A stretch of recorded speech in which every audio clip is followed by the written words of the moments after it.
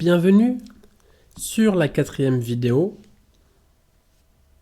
des cours d'introduction à Python qui va parler de la fonction print.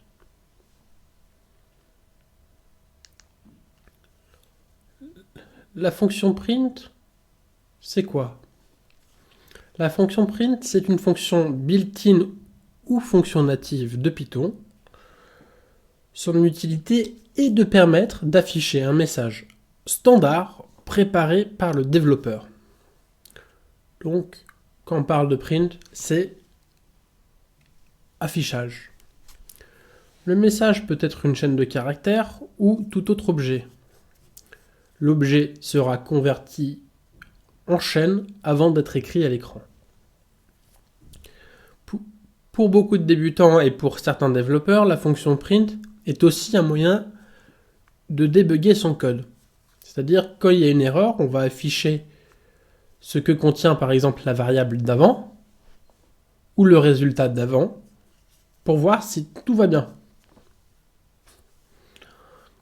Les fonctions built-in sont des commandes par défaut que Python utilise pour mener certaines actions de base. Attention, il ne faut jamais utiliser deux variables avec le nom d'une de ces fonctions, car vous risquez d'écraser les fonctions.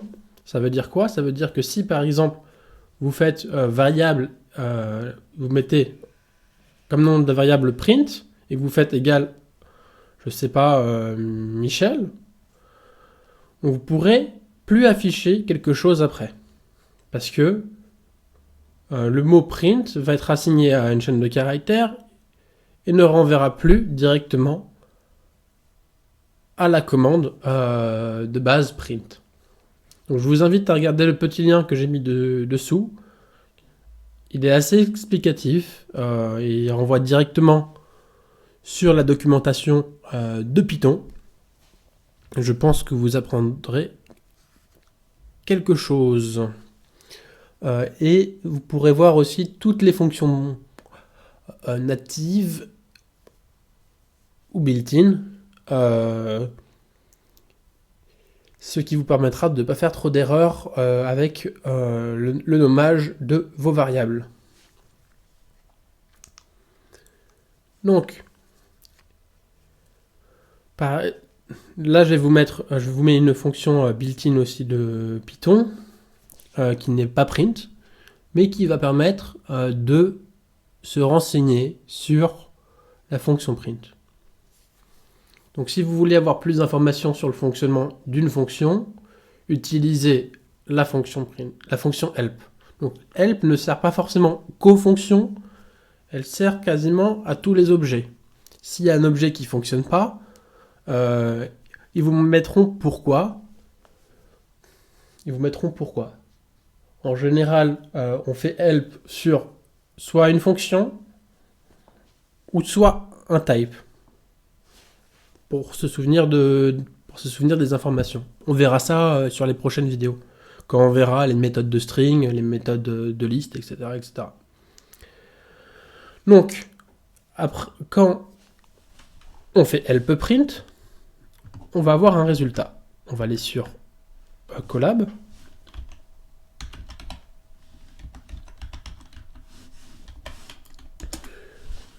Voilà, quand on fait help print, on a un résultat. Quand on exécute, on a un résultat qui arrive. Donc là, ils nous disent qu'on recherche de l'aide sur le module print built-in à Python. Donc print, pour utiliser print, il faut renseigner des informations. Des informations obligatoires qui sont la valeur et des informations optionnelles qui sont un séparateur, les éléments de fin, est-ce qu'on veut écrire dans un fichier ou pas sur le terminal, est-ce qu'on veut rafraîchir les informations sur le terminal.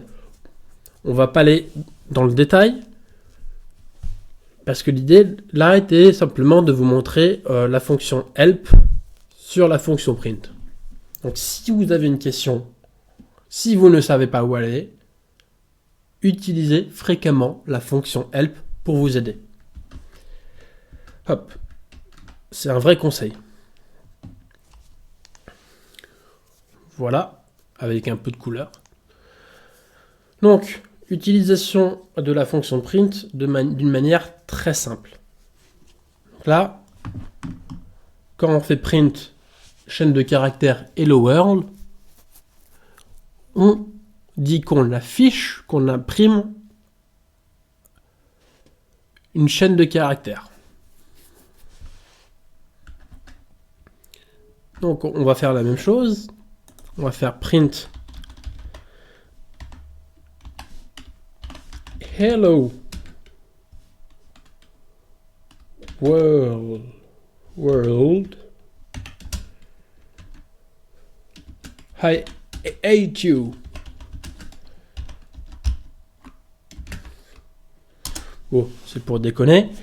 Donc là, on exécute, soit par lecture ou soit par Shift entrée ou CTRL entrée, la chaîne de caractères pour l'afficher. La chaîne de caractères d'emprint pour l'afficher. Hop.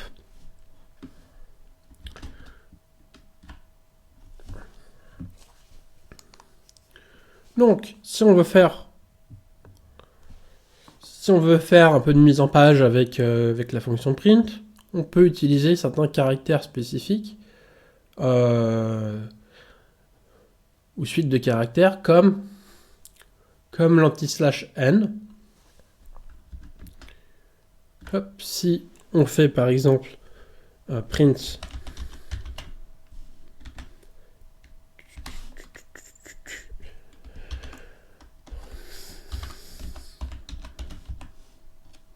un petit n, bonjour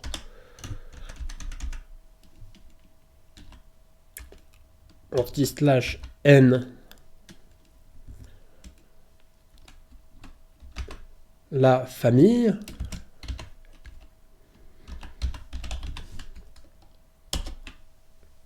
on va voir que l'anti/n va être considéré comme un retour à la ligne.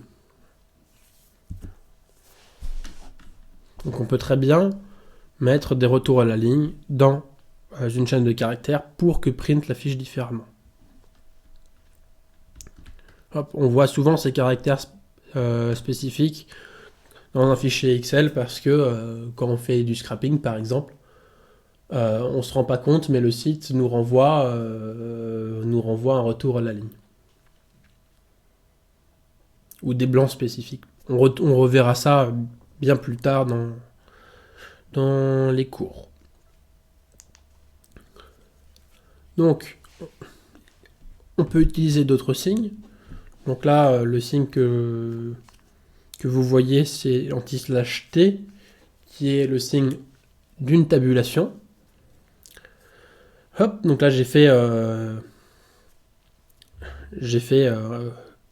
l'affichage, j'ai voulu afficher 3 chaînes de caractères avec un élément à côté, séparé d'un espace. Donc j'ai mis les prénoms, Sukina, Paul et Sand,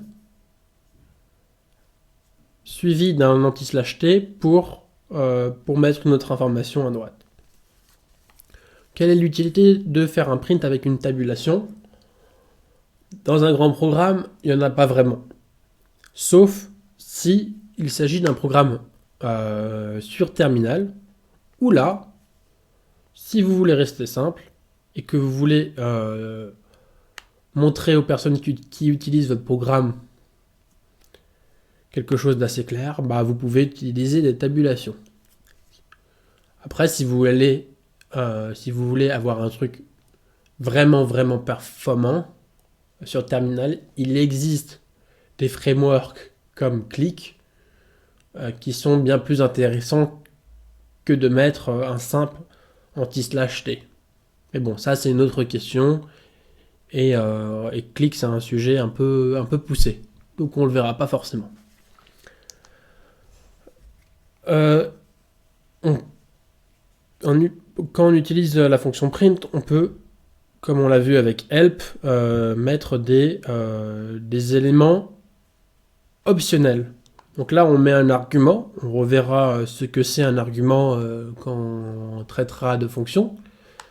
Donc là, on met un argument end, donc fin, ce qui va permettre de sauter une ligne entre les deux print. On aurait pu mettre un double tab, par exemple, on aurait pu mettre d'autres choses à la place de anti/n, anti/n. Par défaut, il n'y a qu'un seul anti/n.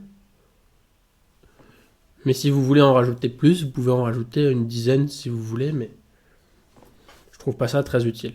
Un ou deux, c'est en général la norme. Voilà. Si vous voulez avoir le collab de ce cours ou de cette vidéo, reprenez le lien, copiez-collez-le sur votre navigateur et profitez-en. Sur ce, nous voilà à la fin de la vidéo. J'espère qu'elle vous a plu. N'hésitez pas à nous donner des conseils pour nous améliorer. Si vous avez des questions, n'hésitez pas à nous les poser aussi. Sur ce, je vous souhaite bonne révision et à la prochaine vidéo.